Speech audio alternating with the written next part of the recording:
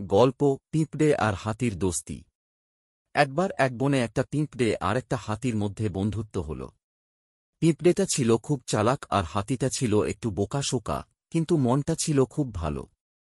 একদিন পিঁপড়েটা বলল, ভাই হাতি, চলো দৌড় প্রতিযোগিতা করি।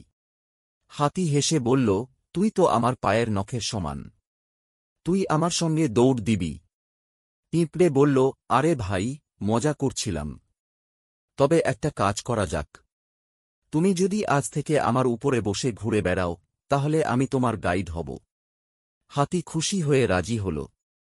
তারপর থেকে পিঁপড়ে হাতির কানে বসে বসে দিক নির্দেশনা দিতে লাগল, বাঁ দিকে যাও, এখন ডান দিকে, এখন একটা গাছের পেছনে যাও কারণ ওখানে আম খেতে দিচ্ছে।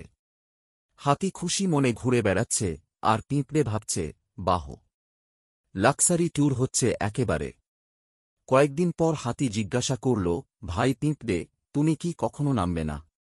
পিঁপড়ে বলল, আরে না ভাই, নামলে তো আবার ভাড়া লাগবে, এখন তো ফ্রি রাইড চলছে।